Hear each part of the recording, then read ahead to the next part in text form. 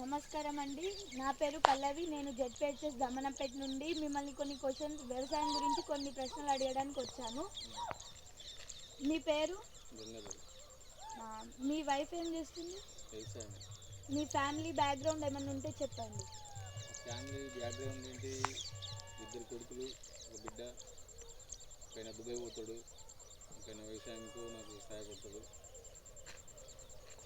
కూతురు స్టడీ అయిపోయింది, జాబ్కి ట్రై చేస్తుంది. మీరు ఎన్ని ఇయర్స్ నుంచి ఫార్మింగ్ చేస్తున్నారు? నేను ఒక 25 సంవత్సరాల నుంచి, 25 సంవత్సరాల నుంచి. మీకు ఎన్ని ఎకర్స్ ఉంది? ఎకర్స్ 6 ఎకరాల దాకా ఉంటుంది. మీరు ఎన్ని రకాల పంటలు పండిస్తారు? వరి, ఇంకా కాయగూరలు కూడా, కంది, ఇట్లా అన్ని వ్యవసాయంకు ఏమేమి వెళ్తాయో అన్ని సంబంధించినవి అన్నీ పండిస్తాం.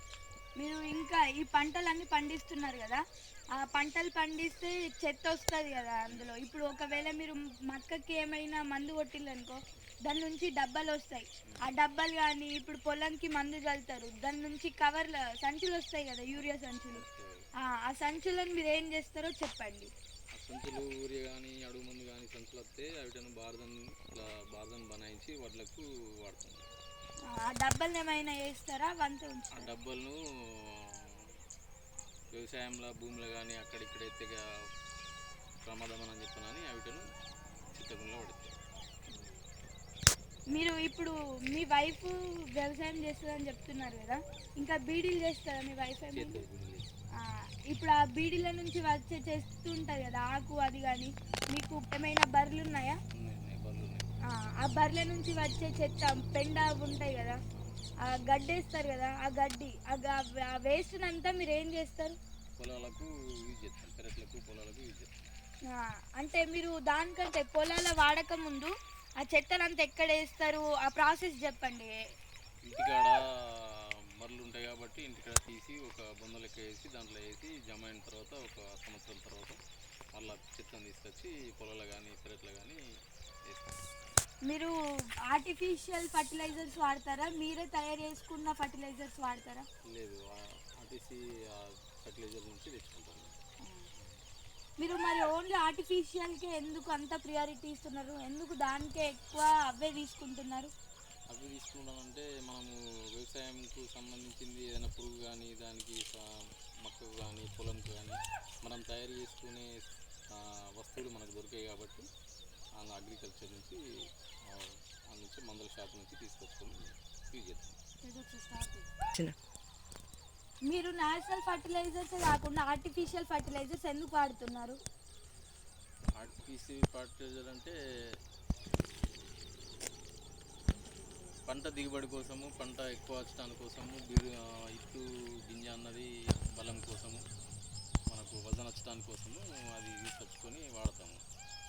ఇవి మనం తయారు చేసుకున్నది చేసుకోలేము కాబట్టి దానికి తగిన మందులు మనకు ఎరువులు దొరికాయి కాబట్టి అక్కడి నుంచి తీసుకొని వాడతాం. మీరు ఇన్ని సంవత్సరాల నుంచి వ్యవసాయం చేస్తున్నారు కదా, మీరు ఏవైనా నష్టాలు వస్తాయి కదా, అవి నుంచి మీరు బయటికి ఎలా వచ్చారు? నష్టాల నుంచి బయటికి ఎలా వస్తారంటే ఏదో నష్టమవుతుంది. నష్టమైన తర్వాత మనం దానికి ఏం చేయలేము. అది కాలం కానీ వర్షం కానీ కొడితే కాబట్టి నష్టమవుతుంది కాబట్టి మళ్ళీ ఇంకా సెకండ్ టైం పంట కానీ మంచిగా ఉంటే వర్షాలు లేకపోతే అలా కలిసి వస్తుంది కాబట్టి నష్టాన్ని భరించుకోవాలి. మీరు ఇప్పుడు ఈ జనరేషన్ కాకుండా మీ ముత్తాతల కాలం కానీ మీ తాతల కాలం కానీ చూసుకుంటే ఆ కాలంకి ఈ కాలంకి ఈ ఫార్మింగ్లో మాత్రం బాగా చేంజెస్ వచ్చినాయి. ఆ చేంజెస్ మీకు ఎట్లా అనిపిస్తున్నాయి? కరెక్ట్ అనిపిస్తున్నాయా, రాంగ్ అనిపిస్తున్నాయా? కొంచెం రాంగ్ ఉన్నది, కొంచెం కరెక్ట్ ఉన్నది. అప్పటి జనరేషన్ ఏంటిదనంటే ప్రతి ఒక్క పంటకు మనం మందులు ఎక్కువ వాడలే, ఎరువులతోనే పంటలు ఎక్కువ తీసినాం కాబట్టి ఇప్పుడు మందులతోనే భూములకు అలవాటు చేసి మందులతోనే పంటలు పండించడం అవుతుంది. దానివల్ల కూడా పంటకు కూడా ఖరాబ్ అయ్యే సిచ్యువేషన్ ఉంటుంది, మంచిగా ఉండే సిచ్యువేషన్ ఉంటుంది. అప్పుడు మందులు లేవు కాబట్టి పంట అప్పుడే బాగుంటుంది. అప్పటిదానికి ఇప్పటిదానికి బాగా ఆస్మాన్ పరగదు.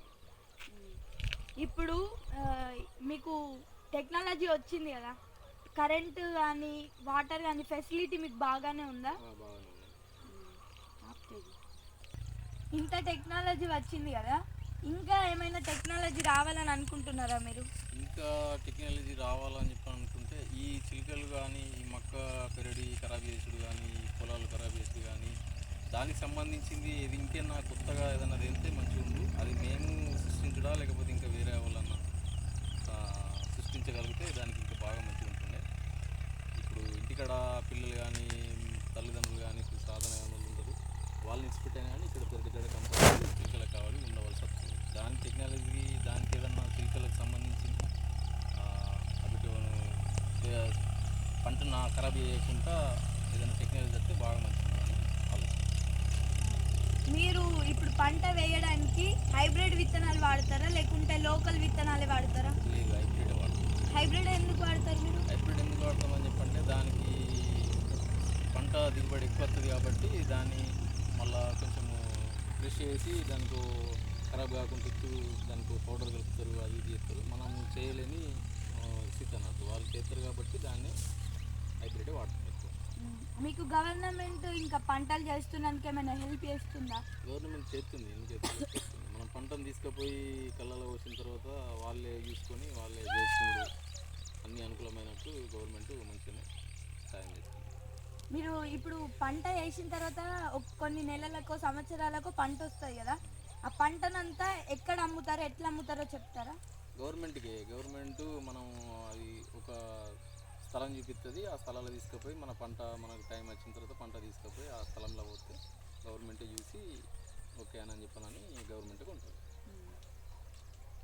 ఇంకా మీరు ఇప్పుడు ఇన్ని సంవత్సరాల నుంచి రైతుగా చేస్తున్నారు కదా, ఇన్ని సంవత్సరాల నుంచి మీరు ఏమైనా ప్రాబ్లమ్స్ ఫేస్ చేస్తారు?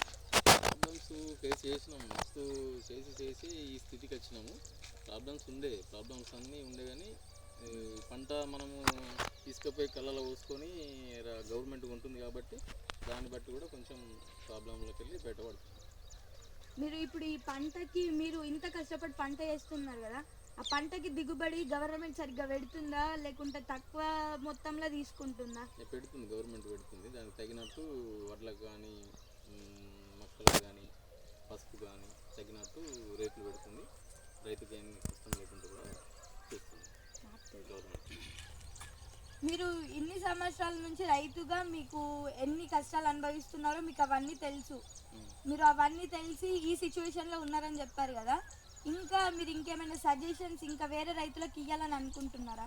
ఇస్తాం అట్లా, ఎందుకనంటే మనకు తెలియని వాళ్ళు చదువుకున్న వాళ్ళు రైతులు ఉంటారు కాబట్టి వాళ్ళ కష్టము మీ పంట కొంచెం చదువుకున్నారు కదా, మీ పంటకి ఇంత మంచి వస్తుంది, మరి మీరు దీనికి ఏం ఎత్తురు అని చెప్పానని అడుగుతారు. అడిగినప్పుడు వాళ్ళు కూడా మన లెక్క ఉండాలని చెప్పని కూడా మేము చెప్తాం. ఎందుకనంటే పంటకు ఈ మందు వాడితే మంచిగా ఉంటుంది, పొలాలకు కానీ మక్క పెరళ్ళకు కానీ కాయగూరల చెట్లకు కానీ ఈ మందు వాడితే మంచిగా ఉంటుంది.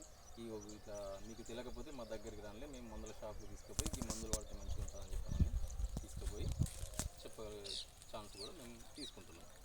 మీకు ఇంకా గవర్నమెంట్ నుంచి ఏమైనా హెల్ప్ కావాలని అనుకుంటున్నారా? గవర్నమెంట్ నుంచి ఇంకా హెల్ప్ అని అంటే రైతుకు చేసే కష్టానికి ఇంకా తగిన ఫలితం ఇంకా ఉండాలా. ఎందుకనంటే మనం కొనే వస్తువు 10 రూపాయలు ఉన్నది, రైతు పండించిన పంట అమ్మేదానికి 5 రూపాయలు ఉన్నది. సగం డిఫరెన్స్ ఉన్నది. రైతుకు అమ్మే వస్తువే మళ్ళీ పోయి ఆ షాప్లో కొనాలంటే 5 రూపాయలకు అమ్మిన వస్తువు 10 రూపాయలకు కొనవలసి వస్తుంది మళ్ళీ. ఎందుకనంటే రైతుకు కూడా కష్టం లేకుండా షాప్ అయినా బతకాలా, రైతులు బతకాలా. అది 10 రూపాయలు ఉంటే 8 రూపాయలు అన్న రేటు పెట్టి రైతు దగ్గర తీసుకోవాలి. రైతు దగ్గర కంపల్సరీ ఏ పంటదైనా కానీ ఏ వస్తువు అయినా కానీ కంపల్సరీ 8 రూపాయలు తీసుకుంటే ఆ షాప్లో మళ్ళీ మనకు లేని టైంలో మనం తీసుకుంటాం కాబట్టి దాన్ని 10 రూపాయలు పెట్టైనా కొనుక్కొని వాడతాం. మీరు ఇంకా వేరే సెక్టర్ ఉంది కదా, ఇంకా వేరే జాబులు చేయొచ్చు, ఇంకా వేరే పనులు ఏవైనా చేసుకోవచ్చు కదా, ఓన్లీ మీరు ఫార్మింగ్ ఎందుకు చూస్ చేసుకున్నారు? ఫార్మింగ్ ఎందుకు యూజ్ చేసుకుంటున్నాం అంటే జాబులు లైఫ్ టైం కాదు. అది ఈ గవర్నమెంట్ ఇచ్చిన గవర్నమెంట్ జాబులకే లైఫ్ టైం. అది ఈ ప్రైవేట్ జాబులు అనేవి ఉన్నాయి ఒకటి, ప్రైవేట్ జాబులు లైఫ్ టైం కాదు. రైతు అనేది ఆయన పుట్టుక నుంచి తెచ్చుకున్న జాబ్. అది రైతు పండించే పంట ప్రతి ఒక్కరు తింటారు కాబట్టి ప్రతి ఒక్కరు రైతును యాడ్ చేయాలి. రైతు చేసేదే బాగా పెద్ద ఎత్తున పెద్ద జాబ్. అది గవర్నమెంట్ కంటే మించిపోయిన జాబ్. అది వరల్డ్ లోపట్నే భూమి పుట్టిన కాడికి వెళ్ళి రైతు అనేది ఒక అన్నం పెడుతుంది కాబట్టి ఆయన కష్టం అనేది వెనుకకు మరి చూసుకోకుండా పంట పండించి ప్రతి ఒక్కళ్ళకు తిండి పెడుతుంది కాబట్టి రైతే రాజు, దేశానికి ఒక పెన్ను ముక్క రైతు అనేది. మీరు మా అందరి కోసం ఇంట్లో కష్టపడుతున్నందుకు చాలా ధన్యవాదాలు. మీ టైం మా కోసం కేటాయించినందుకు కూడా చాలా ధన్యవాదాలు. Thank you.